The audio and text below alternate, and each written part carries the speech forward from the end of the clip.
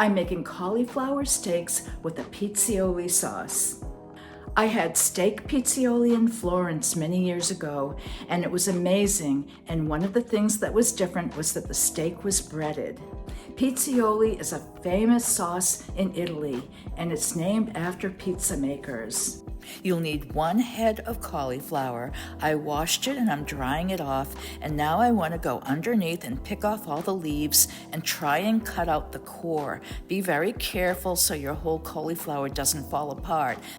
You'll now want to cut your cauliflower into thick slices. Some of it will fall apart, but try and get as many steaks out of it as you can.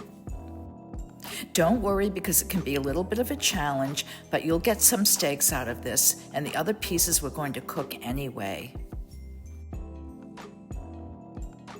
Now you'll want to set up the breading station. You'll put flour on 1 plate, and then you're going to put some Italian breadcrumbs on another plate, and then you're going to beat 2 eggs. I did end up adding 1 more egg later, as you'll see.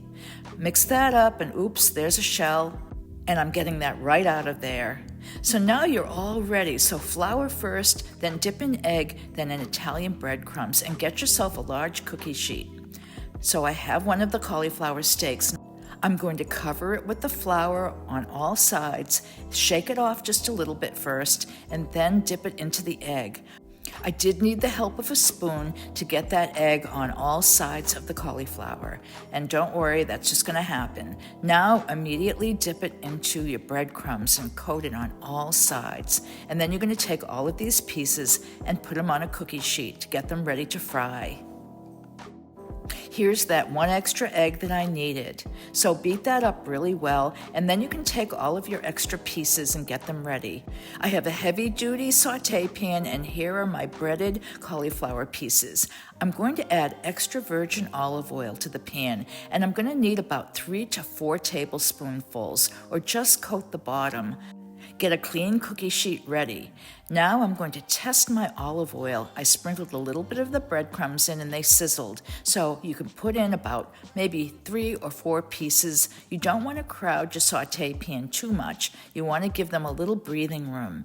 So I'm just going to really brown them. They're never going to finish in this pan, and we're going to end up putting them into the oven. When they're all finished, get your oven preheated to 425 degrees and bake these for about 30 minutes. You'll need about 4 or 5 garlic cloves, so peel them and mince them really fine and put them aside. And then the next thing you're going to need is some mushrooms, and I have some cremini mushrooms. I'm going to use about 8 ounces. Give them a wash first and then take them out. My timer went off after 30 minutes, and I'm stabbing these cauliflower steaks. I want to make sure that knife goes right through them, and it did. Basically, they're finished cooking and they're ready to eat.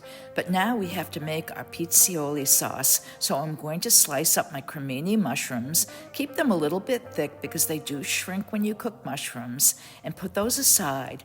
I have 1 colorful pepper, but you could use a green one if you want, and I like to quarter my peppers and clean them up that way. Now do some slices, and then take those slices and cut those in half.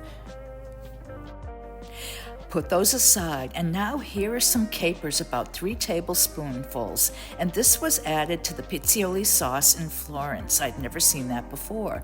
I have a 1/2 cup of vegetable bouillon, and that's going to be added to the sauce later. Add your garlic to the pan with the mushrooms and the peppers after you've cooked them for a little while, and here are some chili pepper flakes, about a 1/2 teaspoon. I have about a 1/2 cup of a dry white wine. You could leave that out if you want. And here is the bouillon. And this is going to make your sauce a little bit looser. You'll need about a 28 ounce or 32 ounce can of tomatoes or a jar.